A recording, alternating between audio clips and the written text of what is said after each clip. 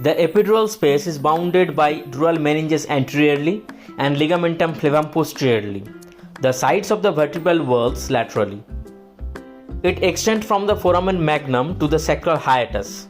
Epidural blood patch is indicated for the treatment of post-dural puncture headache in people who do not respond to conservative treatment like rest, IV hydration, analgesics and caffeine, and the person who will not tolerate the pain for 7 to 10 days, by which time most of the dural puncture headache resolve. The contraindications are known coagulopathy, concurrent pharmacological anticoagulation, local cutaneous infection or untreated systemic infection, increased intracranial pressure caused by space occupying lesions, and patient's refusal. The anesthesia provider should thoroughly explain the risk and the benefits of the blood patch procedure to the patient, and the patient should give consent. An epidural blood patch can be done on outdoor basis. Transient bradycardia may occur during the procedure. Thus, it is wise to do an intravenous access and monitor the electrocardiogram in selected patients. The blood patch procedure should employ sterile measures equivalent to those used for administration of any neuroaxial procedure. The lateral position is usually more comfortable than the sitting position for the patients with severe PDPH. If the anesthesia provider is uncertain about the location of the dural puncture, the more caudal interspace should be chosen. The epidural space is identified in the usual manner. Occasionally, a few drops of CSF are encountered on entering the epidural space, leading to doubt about the correct needle placement. In that situation, the clinician may repeat the epidural needle placement, or a small test dose of local anesthetic agent can be administered, sufficient to cause a rapid onset of spinal anesthesia. If no block results, the blood patch can be performed. For successful epidural blood patch for PDPH, with as little as 5 ml of autologous blood may be sufficient for some time. The volume may range from 5 to 25 ml. However, the most of the practitioner will use approximately 20 ml if possible.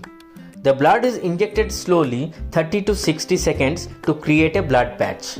After the procedure, the patient should rest quietly in the supine position for 1 to 2 hours.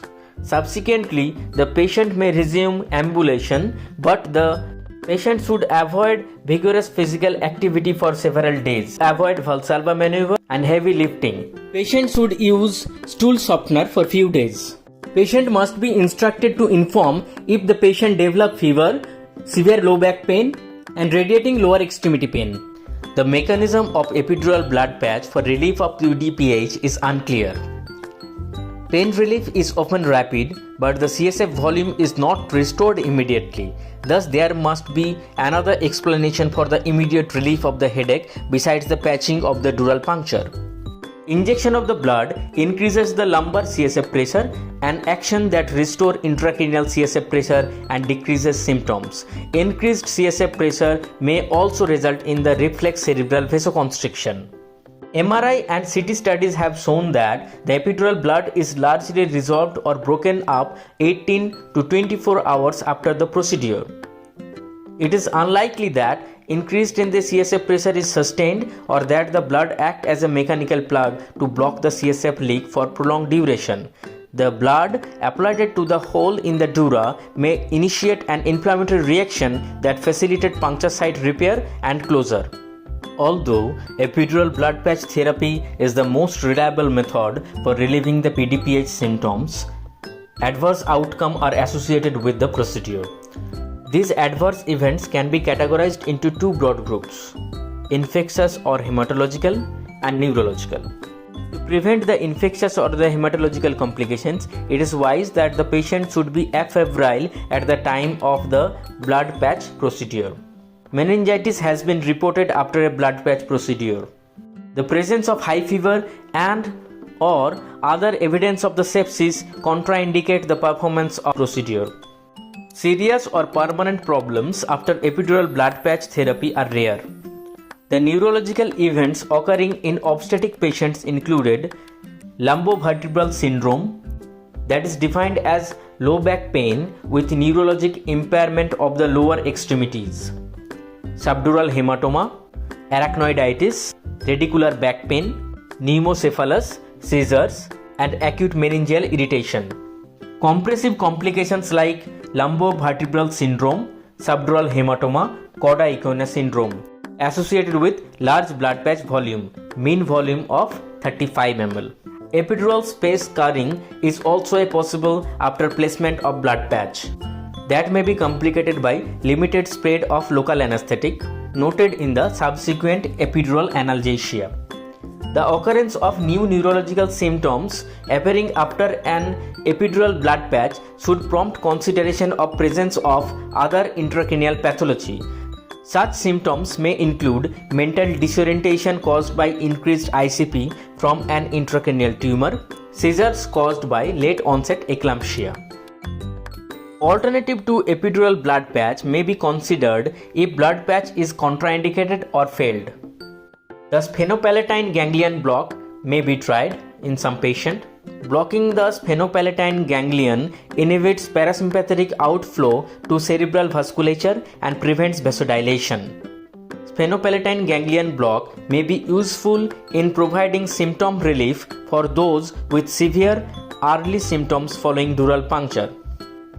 Dextran or gelatin patch may also be used. Dextran 40 and gelatin based solution including gel foam and plasmion has been substituted for blood in epidural patches. Information on neurotoxicity of this material is scant. The small but definite risk for anaphylaxis after injection of the dextran also must be considered, although the risk appears minimal with dextran 40. Fibrin sealant is composed of fibrinogen and thrombin. This product may also contain antifibrinolytic such as animal aprotinin. When injected, these products form a firm, non-retractable fibrin clot. The blood patch may be repeated if the initial patch fails to relieve the pain. Often the second patch is successful. It is recommended to wait for 24 hours before repeating the epidural blood patch. If the headache persists, even after 2 failed blood patch procedure, then diagnosis should be considered and better to consult a neurologist. Imaging of the head should be considered to exclude other causes of headache.